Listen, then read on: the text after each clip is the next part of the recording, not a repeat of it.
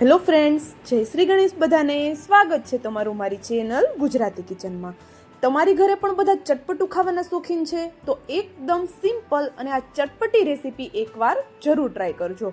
ગુજરાતી ઘર એટલે ભજીયાના તો બધા શોખીન હોય જ છે, પણ રેગ્યુલર મેથી મરચાના ભજીયા, બટાટાવડા, સમોસા બધાનો સ્વાદ તમને આ શોર્ટકટ રેસીપીમાંથી મળી જવાનો છે. અને મહેનત ખૂબ ઓછી છે તો ઘરના પણ ખુશ અને આપણે પણ ખુશ. મેથી મરચાના અને બટેટા વડા તો આપણે બહુ ખાધા. એક વખત આ નવા ભજીયા ટ્રાય કરી જોવો. ઘરના તો ઘરના, પણ મહેમાન પણ માંગીને ખાશે. તો ચાલો બનાવવાનું શરૂ કરીએ. તો એના માટે આપણે અહીંયા સૌ પ્રથમ એક મિક્સિંગ બાઉલમાં અડધો કપ જેટલા ચોખાના પૌવા લીધા છે. ઘરની કોઈ પણ વાટકી લઈ એની મદદથી તમે માપ જોઈ શકો છો. હવે આ ચોખાના પૌવા છે એ તમે જાડા પાતળા કોઈ પણ વેરાયટીના ઘરમાં જે પણ અવેલેબલ છે એનો ઉપયોગ કરી અને આ ભજીયા બનાવી શકો છો. હવે આ પૌવા છે એને આપણે 1 થી 2 પાણીથી એકદમ સરસ એવા ઘસીને ધોઈ લેવાના છે. તો અહીંયા હું તમને પૌવા છે એને ધોઈ અને પછી બતાવું છું. તો અહીંયા તમે જોઈ શકો છો પૌવા આપણે સરસ એવા ધોઈ લીધા છે અને પૌવામાં આપણે 2 ચમચી જેટલું પાણી રાખી દીધેલું છે, કારણ કે આ પૌવા છે એને આપણે 1 થી 2 મિનિટ માટે પલાળીને રાખવાના છે, જ્યાં સુધીમાં આપણે બીજી પ્રોસેસ ન કરી લઈએ. તો ચલો, પૌવા છે એને પલાળી અને આપણે સાઈડમાં રાખી દીધા. વધારે પૌવામાં પાણી એડ નથી કરવાનું.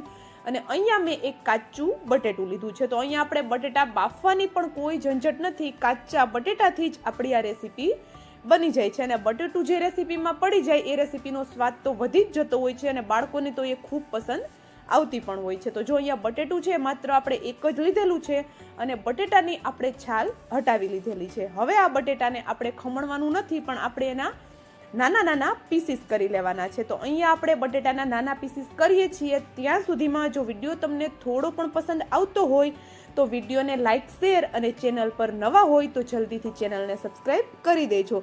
અને સાથે જ બાજુમાં આપેલા બેલને પણ પ્રેસ કરી દેજો, જેથી કરીને આવી જ નવી રેસીપીની નોટિફિકેશન તમારા સુધી પહેલા આવે. તો જો અહીંયા બટેટાના છે આપણે નાના ટુકડા કરશું, વધારે મોટા ટુકડા આપણે એના નથી કરવાના. તો અહીંયા આખા બટેટાના મેં સરસ એ જ રીતે ટુકડા કરી લીધેલા છે. અને તમારી પાસે જો બાફેલું બટેટું પડ્યું હોય તો એનો ઉપયોગ પણ તમે કરી શકો છો. હવે આ બટેટા છે એને સરસ એવા આપણે વોશ કરી લઈએ, બટેટાના ટુકડાને 1 થી 2 પાણીથી, અને પછી આપણે એને મિક્સર જારમાં પલટાવી લઈએ. તો બધા બટેટાના ટુકડાને આપણે મિક્સર જારમાં લઈ લીધા. સાથે જ હવે જોઈ લઈએ આપણે જે પૌવા પલાળીને રાખ્યા હતા એ. તો અહીંયા બટેટાની છાલ હટાવી મેં ટુકડા કરી લીધા. ત્યાં સુધી પૌવાને મેં પલાળેલા છે.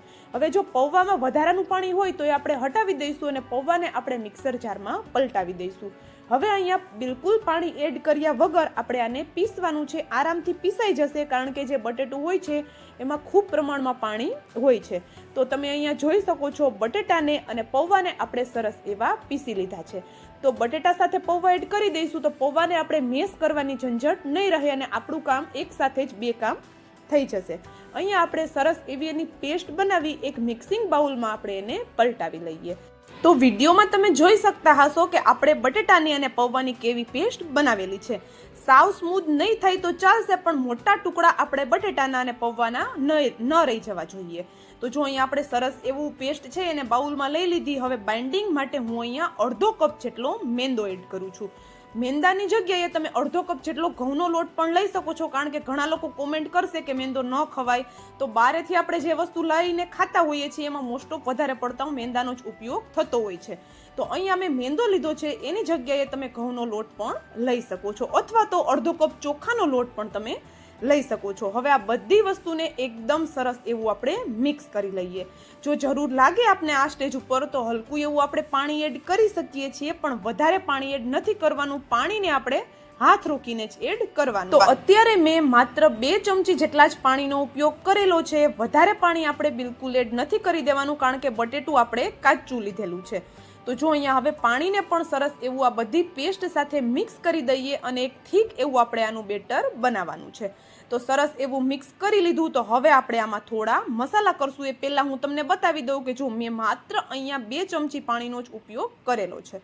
તો આ આખી રેસીપીમાં માત્ર એ જ વાતનું ધ્યાન રાખશું કે પાણી આપણું વધારે ન થઈ જાય. તો હવે તીખાસ માટે આપણે અહીંયા 2 તીખા મરચાં લીધા છે, એકદમ નાના ટુકડા કરીને. આપણે અહીંયા મરીનો પાવડર કે પછી લાલ મરચું પાવડરનો ઉપયોગ નથી કરવાના, એટલે મરચાંનું પ્રમાણ થોડું ચડિયાતું રાખશું. સાથે જ અડધી ચમચી જેટલી વરિયાળી એડ કરી દઈશું. વરિયાળીનો ટેસ્ટ પણ આમાં ખૂબ જ સરસ આવે છે.